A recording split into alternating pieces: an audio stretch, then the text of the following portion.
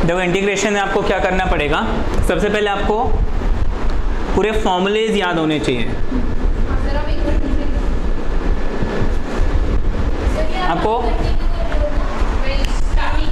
यहाँ पे हमारे पास देखो कुछ फॉर्मूलेज हैं, जैसे integral of x power n dx is equal to x power n plus 1 upon n plus 1 plus c। Integration में अच्छा इसको हम बोलते हैं इनडेफिनेट इंटीग्रल, इसमें लिमिट्स नहीं होते हैं। देखो यहाँ पे मैंने कोई भी नंबर नहीं लिखा हुआ है। इसके अलावा एक और इंटीग्रल होता है, जैसे कोई एक फंक्शन दिया हुआ है और यहाँ पे लिमिट्स दिए हैं a एंड b, उसको हम बोलते हैं डेफिनेट इंटीग्रल। ठीक है, डेफिनेट इंटीग्रल जब भी आप सॉल्व करोगे उसमें हमें प्लस c नहीं लिखना है। ठीक है, लेकिन अगर इनडेफिनेट दिया हुआ है तो आप उसमें ये प्लस c लिखेंगे। ठीक है, इनडेफिनेट हम ये इंटीग्रेशन कंप्लीट होने के बाद करेंगे। इस c को हम बोलते हैं constant of integration. Constant of integration, basically integration होता क्या है, रिवर्स प्रोसेस ऑफ डिफरेंशिएशन। ये डिफरेंशिएशन का बिल्कुल उल्टा प्रोसेस है ना। जैसे d by D x of sine x क्या होता है, cos x। इसका ये मतलब है कि अगर मैं इस cos x को इंटीग्रेट करूंगा तो मेरे को क्या मिलना चाहिए, sin x मिलना चाहिए, है ना। हम कभी अगर फॉर्मूला भूल गए हम क्या करेंगे, d by D x of मान लीजिए tan x क्या है, sec। अगर मैं इसको इंटीग्रेट कर दूं और इसको हटा दूं, ये इंटीग्रल का फॉर्मूला बन गया। ठीक है ना, ये तो हो गया फॉर्मूला बनाने का तरीका। अब यहाँ पे हम ये प्लस c क्यों लगाते हैं, उसका भी रीज़न है।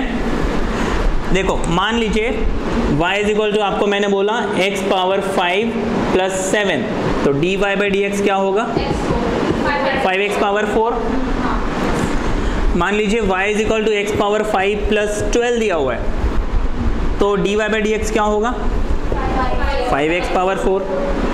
अब इंटीग्रेशन क्या है, रिवर्स प्रोसेस ऑफ डिफरेंशिएशन। इसका ये मतलब हुआ कि अगर मैं इंटीग्रेट 5x पावर 4 करूं तो मुझे क्या मिलना चाहिए, वापस ये फंक्शन मिलना चाहिए। लेकिन यहाँ पे 7 लगा हुआ है, यहाँ पे 12 लगा हुआ है। x पावर 5 तो मिल जाएगा जब मैं इसको सॉल्व करूंगा। अब इसके साथ प्लस में क्या नंबर था ये तो मैं गेस नहीं कर सकता ना, इसीलिए हम यहाँ पे c लिख देते हैं, which is an arbitrary constant. ठीक है, इसके हम फॉर्मूले लिख लेते हैं अभी। इंटीग्रेशन में क्या क्या फॉर्मूलेज होते हैं, integral of x power n dx is this. Similarly integral of e power x dx is equal to e power x plus c। Integral of 1 upon x dx is equal to log of x plus c। यहाँ पे जो first formula, इसमें एक restriction है, n is not equal to -1। यहाँ पे n -1 के अलावा कोई भी नंबर हो सकता है। ठीक है, फ्रैक्शन हो सकता है, कुछ भी हो सकता है, -1 नहीं होना चाहिए। अगर आपको यहाँ पे -1 मिल जाता है तो आप क्या फॉर्मूला लगाएंगे, log x। अच्छा, यहाँ पे एक और चीज़ याद रखने की बात है, हम सिंपली log x लिखते हैं, लेकिन इस log x का जो बेस है क्या होता है, e होता है। ठीक है ना। अच्छा, इसके बाद integral of sine x is minus cos x plus c। Integral of cos x is sine x plus c। ठीक है,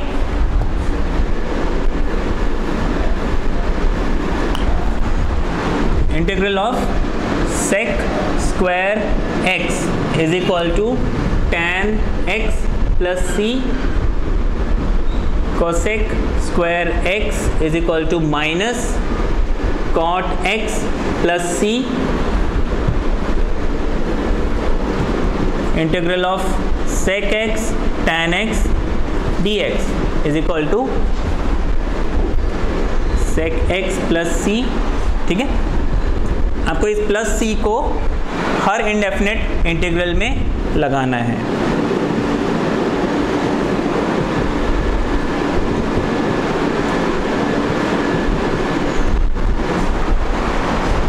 ठीक है, integral of 1 upon under root 1 minus x square d x is equal to sine inverse x plus c and integral of 1 upon 1 plus x square d x is equal to tan inverse x। फॉर्मूले इसके अलावा और भी हैं जो हम जैसे जैसे क्वेश्चन आते जाएगा मैं आपको बताते जाऊंगा, कैसे कैसे टाइप के क्वेश्चन आएंगे वो मैं बताऊंगा और उनको कैसे सॉल्व करना है वो भी बताएंगे, ठीक है ना। ये तो हो गए बेसिक फॉर्मूलेज। हाँ जी,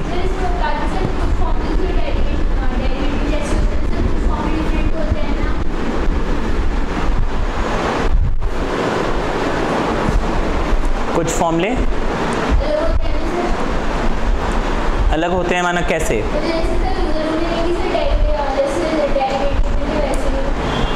देखो कोई भी चीज़ अगर आप डिफरेंशिएट कर रहे हो, जैसे अब देखो x पावर n को हम डिफरेंशिएट कर रहे हैं, क्या मिल रहा है? n times x power n minus 1।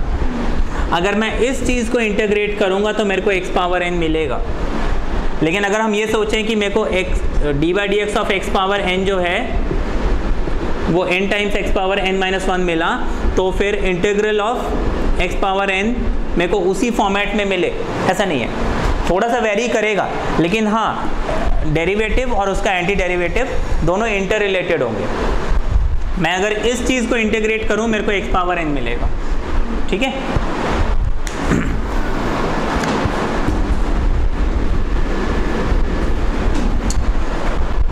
यहाँ पे हमारे पास डिवीजन का कोई भी रूल नहीं होता है ना। तो आपको क्या करना है, जो क्वेश्चंस है उसको हमें कोशिश करना है कि हम उसको प्लस या माइनस के फॉर्मेट में कन्वर्ट करें। जैसे मान लीजिए आपको एक क्वेश्चन दिया हुआ है, integral of x upon x cube x square plus 12 upon x power 4। ये आपको कोई भी एक क्वेश्चन दिया हुआ है, ठीक है।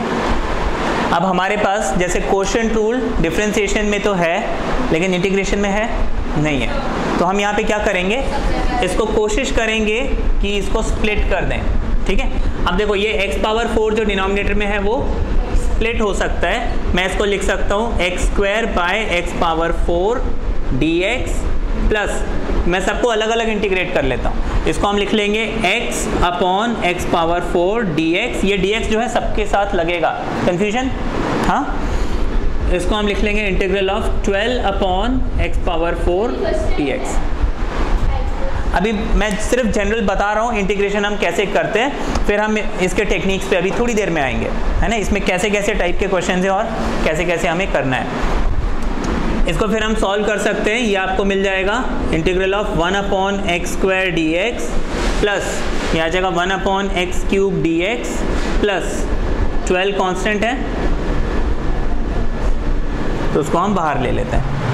अब देखो इन चीज़ों को हम कैसे लिख सकते हैं, 1 अपॉन एक्स स्क्वायर को लिख सकते हैं x power minus 2 D x plus x power minus 3 D x plus 12 times x power minus 4 D x लिख सकते हैं ऐसा। अब फॉर्मूला क्या लगेगा, जो first formula x power n का, तो हम इसको लिख लेंगे x power minus 2 plus 1 upon minus 2 plus 1 plus इसको हम लिख लेंगे x power minus 3 plus 1 upon minus 3 plus 1 and 12 times x power minus 4 plus 1 upon minus 4 plus 1। अब देखो यहाँ पे हमने 3 अलग अलग इंटीग्रेशंस किए हैं, है ना। लेकिन इसका ये मतलब नहीं है कि मेरे को हर स्टेप में प्लस सी लिखना है। आप प्लस सी एक ही बार लिखोगे, 3 अलग अलग बार नहीं लिखोगे। हाँ जी, हमें देखो अगर एक ही इंटीग्रल है तो आप प्लस सी एक ही बार लिखिए, बार बार लिखने की ज़रूरत नहीं होती है, क्योंकि देखो कांस्टेंट ऑफ इंटीग्रेशन है ना, ये कांस्टेंट की वैल्यू तो हमें मालूम नहीं है ना। हम 3 बार अलग अलग सी लिखें, अब देखो वो अगर मान लीजिए यहाँ पे आपको 5 मिलता, यहाँ पे 7 मिलता, यहाँ पे 12 मिलता, वो सब नंबर आपस में ऐड होके 24 बन जाते हैं ना। तो इसलिए आप प्लस सी एक बार लिखो, बार बार प्लस सी करने की ज़रूरत नहीं है, ठीक है। इतना क्लियर है?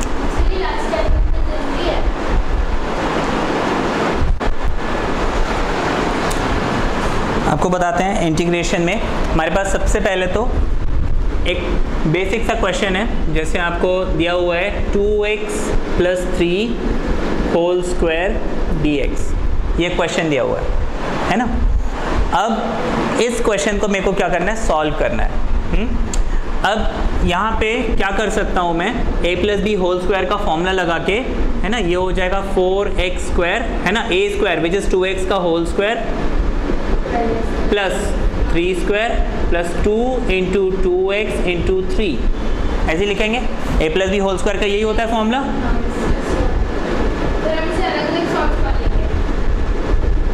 तो हम इसको क्या लिख सकते हैं, 4x स्क्वायर प्लस 9 प्लस 2 2 ज़ा 4 3 ज़ा 12x होल dx। अब सबको मैं अलग अलग लिख सकता हूँ, ये हो जाएगा 4x square dx plus 9dx plus 12x dx। देखो यहाँ पे अगर आपकी अच्छी प्रैक्टिस है आप यहीं से डायरेक्ट आंसर भी लिख सकते हो, है ना। अदरवाइज जैसे कुछ क्वेश्चंस हैं, जब आगे चल के हमें लंबे क्वेश्चंस मिलेंगे वहाँ पे तो हमें सेपरेट करना पड़ेगा, है ना। यहाँ पे अभी क्योंकि आप लोग की अच्छी प्रैक्टिस है आप लोग कर सकते हो, है ना। अदरवाइज जो एक्चुअली रूल है कि हम इनको सेपरेट करेंगे, सब में अलग अलग फॉर्मूला लगाएंगे। जैसे यहाँ पे 4x स्क्वायर है तो +1, 2 + 1 इज 3, नीचे भी 2 + 1 इज 3, 9। आपको मालूम है मैंने बताया था अगर सिर्फ dx दिया हुआ है तो हमको x मिल जाता है ना। ये स्टैंडर्ड फॉर्मूला नहीं है लेकिन इसको भी हम एक फॉर्मूला मान के लिख सकते हैं। ये हो जाएगा 9x प्लस ये हो जाएगा 12, x पावर 1 है तो 1 + 1, ये तो आ गया हमारा आंसर। अब यहाँ पे एक क्वेश्चन रेज होता है, मान लीजिए इस क्वेश्चन में, है ना, इसको फिर हम आगे सॉल्व कर लेंगे। जैसे ये तो सॉल्व नहीं होगा, ये इसको कैंसिल कर देंगे, 6x स्क्वायर हो जाएगा, यहाँ पे आ जाएगा 9x और यहाँ पे आ जाएगा 4x क्यूब अपॉन 3, ठीक है ना। अब यहाँ पे मान लीजिए आपको यही क्वेश्चन देते लेकिन अगर पावर में कोई बड़ा नंबर दिया होता, लेट्स से 11, यहाँ पे अब प्रॉब्लम आ गई। प्रॉब्लम क्या आ गई, अब मैं पावर 11 इसको एक्सपैंड नहीं कर सकता हूँ, पीछे स्क्वायर था, अगर क्यूब होता तो भी एक्सपैंड कर लेता, है ना। लेकिन पावर 11, क्या मैं पावर 11 को एक्सपैंड कर सकता हूँ? बाइनोमियल थ्योरम से कर तो सकते हैं लेकिन 11 पावर है तो 12 टर्म्स मिलेंगे, बहुत लंबा हो जाएगा। अगर यहाँ पे 11 के बजाय मान लीजिए 100 दिया होता तो 101 टर्म्स होते। अब ये क्वेश्चन मान लीजिए 1 मार्क्स का क्वेश्चन है, अब उसमें तो हमको इतनी मेहनत करना कोई वेस्टेज ऑफ टाइम है। अब इसका शॉर्टकट क्या है, जब कभी भी हमें लीनियर एक्सप्रेशन दिया हो, है ना, यहाँ पे देखो सिर्फ x है और कुछ नहीं है ना। अगर मैं इसको सिर्फ x पावर 11 अज्यूम करके चलूँ, है ना, 2x + 3 को मैं क्या अज्यूम करके चलूँ, x पावर 11, और इसको सॉल्व करूँ, अभी थोड़ी देर में बताता हूँ। अगर इसको मैं x पावर 11 अज्यूम करके चलूँ तो इसका आंसर आता है x पावर 12/12 प्लस c, है ना। लेकिन यहाँ पे x की जगह क्या है मेरे पास, 2x + 3, तो इसका आंसर हमें क्या मिलेगा, हम इससे जब कंपेयर करेंगे हमको मिलेगा 2x + 3 whole power 12 upon 12 plus c। बस एक काम आपको करना होगा, x के साथ जो भी कोफिशिएंट लगा हुआ है वो आगे रेसिप्रोकल होके हमें मिल जाएगा, ठीक है। हमें कुछ भी करने की ज़रूरत नहीं है, ना ना ना ना ना, हमें कुछ भी करने की ज़रूरत नहीं है, आप डायरेक्टली इसको ऐसे आंसर लिख सकते हो।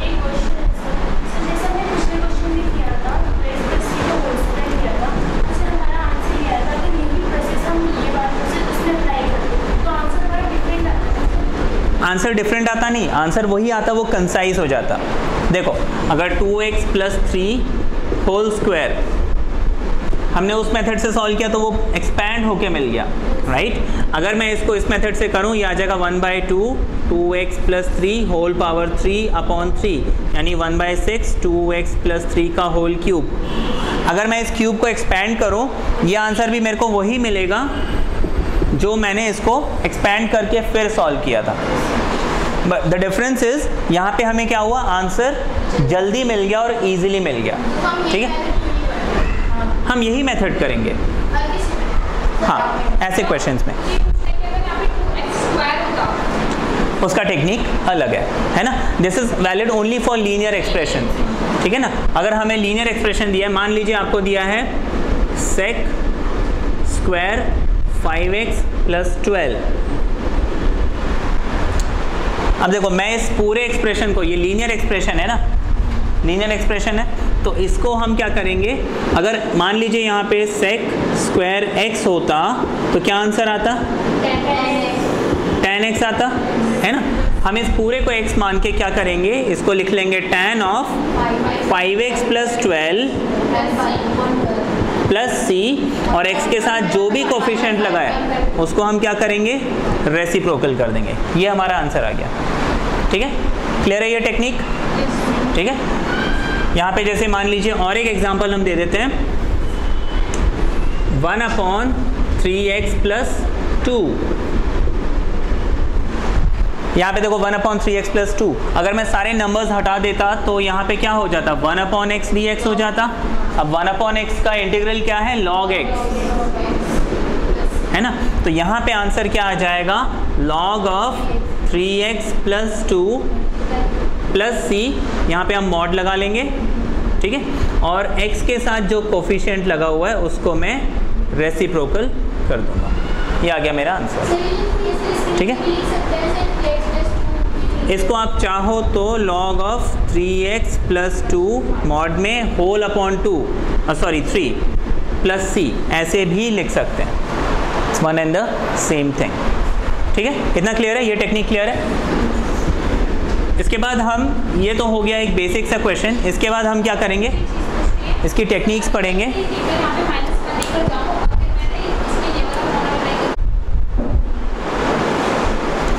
देखो हमारे पास टेक्निक्स ऑफ इंटीग्रेशन है, integration by substitution, integration by parts and integration by partial fraction. ठीक है, हम वन बाय वन ये तीनों टेक्निक्स को देखेंगे अभी।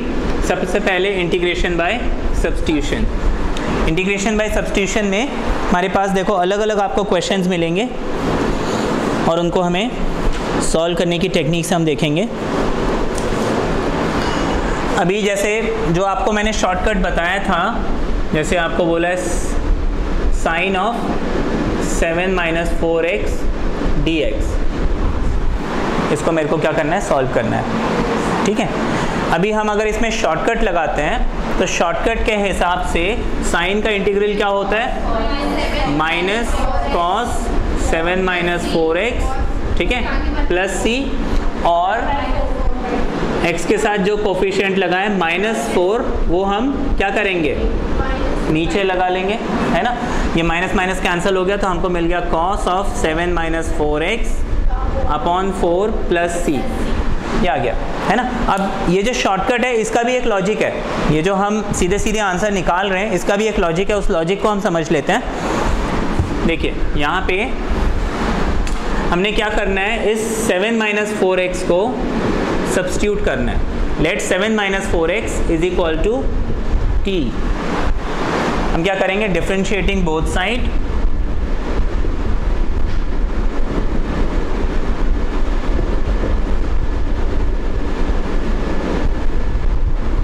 ठीक है, डिफरेंशिएटिंग बोथ साइड। हम दोनों तरफ जब डिफरेंशिएट करेंगे, ये 7 क्या है, कांस्टेंट है, 0 हो जाएगा, हमारे पास बचेगा -4। ठीक है, x को जब डिफरेंशिएट करेंगे हमें 1 मिलेगा, 4 × 1 इज अगेन 4। तो यहाँ पे हम, क्योंकि यहाँ पे वेरिएबल x है, यहाँ पे हम लिख लेंगे dx। यहाँ पे t को जब डिफरेंशिएट करेंगे हमें अगेन 1 मिलेगा, और यहाँ पे वेरिएबल t है तो हम लिख लेंगे dt। देखो with respect to anything, with respect to अगर आप x भी लिख रहे हो तो हम क्या करेंगे, देखो ये हो जाएगा 0। देखो 7 का देखो अभी समझ में आ जाएगा, 7 को डेरिवेटिव किया हमने 0 मिल गया, यहाँ पे मिल गया -4 इज इक्वल टू, इस t को हम लिखेंगे dt अपॉन dx, लिख सकते हैं ऐसा। अब ये हो गया -4 is equal to dt upon dx, और क्रॉस मल्टीप्लाई जब करेंगे ये हो जाएगा -4 dx is equal to dt, चाहे जैसे भी करो, है ना। तो हम उसको directly 4 dx is equal to dt ऐसे लिख सकते हैं, -4 dx is equal to dt। इतना क्लियर है। इसके बाद ये हमने सब्स्टिट्यूशन कर लिया और यहाँ से रब कर दें, आपको -4 dx dt मिल गया। इस वैल्यू को मैं यहाँ पे पुट कर दूंगा, ये हो गया साइन, मैंने 7 - 4x को क्या अज्यूम किया है, t अज्यूम किया है, तो ये हो गया t, और इस dx को मैंने क्या अज्यूम किया है, देखो -4 dx dt है तो dx कितना मिल जाएगा, dt अपॉन -4 लिख सकते हैं ऐसा। तो यहाँ पे हो जाएगा dt अपॉन, जो माइनस साइन यहाँ पे था उसको मैंने बाहर ले लिया क्योंकि यहाँ पे मल्टीप्लाई हो रहा है। इसमें कोई कंफ्यूजन किसी को? अब हम सिर्फ फॉर्मूला लगाएंगे। तो ये 4 कांस्टेंट है। अच्छा, साइन का इंटीग्रल क्या होता है, माइनस कॉस टी, माइनस और माइनस मिलके बन जाएगा प्लस, तो ये हो जाएगा कॉस ऑफ टी अपॉन 4। ठीक है, अब t की वैल्यू हम वापस पुट करेंगे तो आपको क्या मिल जाएगा, cos of 7 minus 4x upon 4 plus c। ये एग्जैक्टली वही आंसर मिला है जो हमने शॉर्टकट मेथड से भी निकाला था, है ना। तो ऐसे क्वेश्चन में आप क्या कर सकते हो, डायरेक्टली आंसर निकाल सकते हो। ये छोटे छोटे क्वेश्चन हैं, है ना। ये आगे चल के क्या है, आपका टाइम सेव करेंगे। एग्जाम में हम इस क्वेश्चन को, जैसे ये तो देखो आपको आगे जैसे क्वेश्चन मिलेगा, मान लीजिए पार्शियल फ्रैक्शन का क्वेश्चन मिल रहा है ना। तो वहाँ पे क्या है कि आपने किसी को स्प्लिट किया, 1/2x - 1 मिला। अब वहाँ पे अगर मैं सब्स्टिट्यूशन करूँ तो वो क्वेश्चन और लंबा हो जाता है, तो वहाँ पे आप ये टेक्निक्स यूज़ कर सकते हो। ठीक है,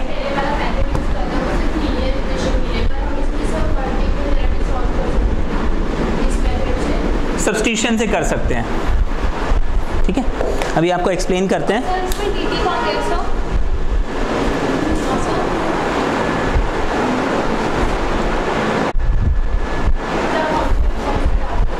ये क्वेश्चन है, ठीक है ना।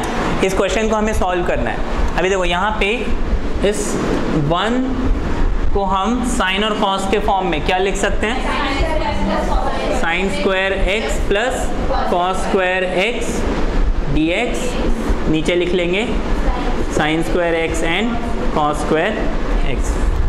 अब इसको देखो इंटीग्रेशन में क्वोशंट रूल तो है नहीं, तो हम क्या करेंगे, इसको स्प्लिट कर देंगे। आपको मिल जाएगा integral of sine square x upon sine square x and cos square x dx plus integral of cos square x upon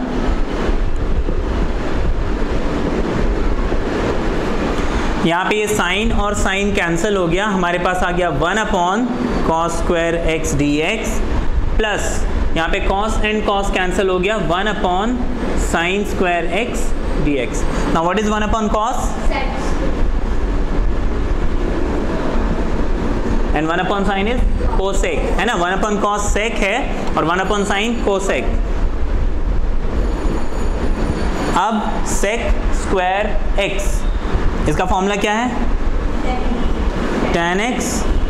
cosec का फॉर्मूला क्या है, minus cot x plus c। ये हमारा आंसर आ गया। ठीक है, सिंपल है ये।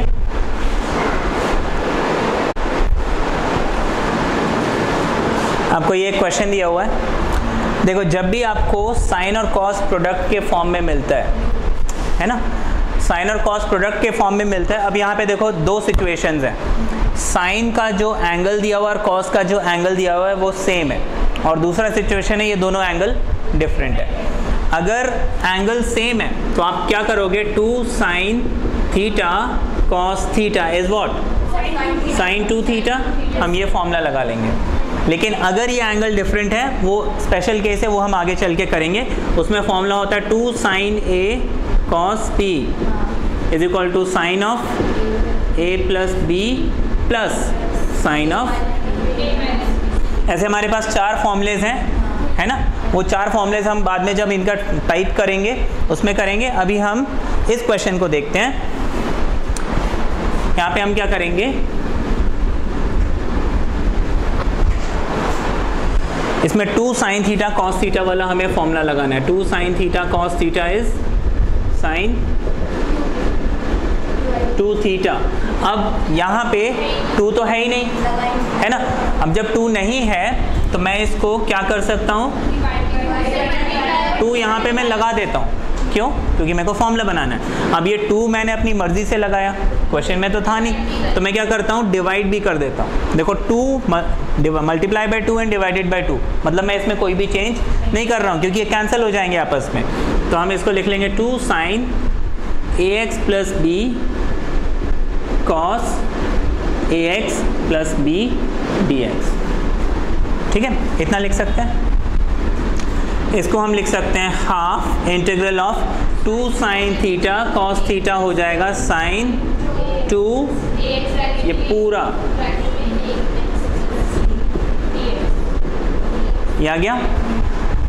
ठीक है, इस 2 को हम अंदर अगर मल्टीप्लाई कर दें तो ये हो जाता है half integral of sin 2ax plus 2b। अब यहाँ पे हम वही शॉर्टकट टेक्निक अप्लाई कर सकते हैं। साइन का इंटीग्रल क्या होता है? Minus cos. अब यहाँ पे जो एंगल है उसको मैं एज इट इज कॉपी कर लूँगा 2ax प्लस 2b, और x के साथ जो भी कोफिशिएंट लगा हुआ है उसको मैं यहाँ पे लगा दूंगा। ये 1/2 पहले से था और x के साथ जो 2a है उसको हमने यहाँ पे लगा लिया। तो आपको आंसर कितना मिल जाएगा? आंसर आपको मिल जाएगा 1/-4a cos, यहाँ पे हम 2 कॉमन ले सकते हैं तो ये हो जाएगा 2 टाइम्स ax प्लस b। ये आ गया हमारा आंसर, प्लस c हम यहाँ पे लिख लेंगे। ठीक है, ये क्लियर है? इसमें कोई डाउट?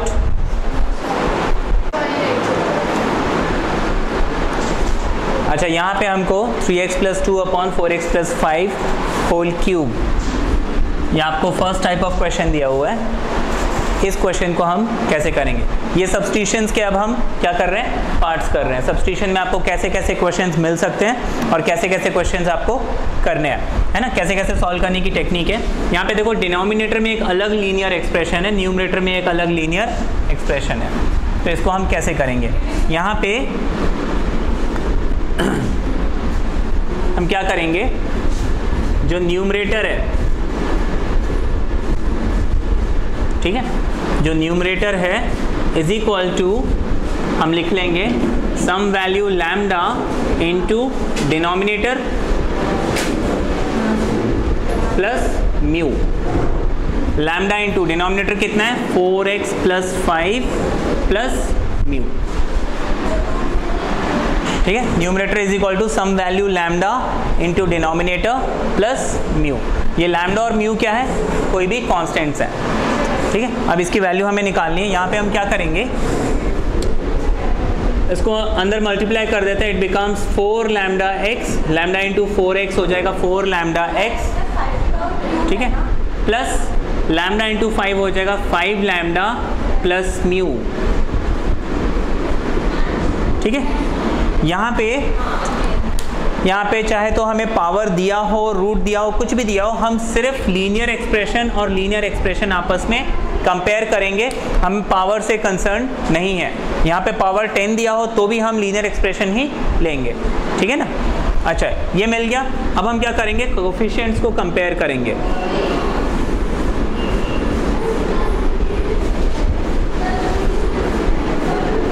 हमने यहाँ पे क्या किया? कोएफिशिएंट्स को कंपेयर किया। तो जब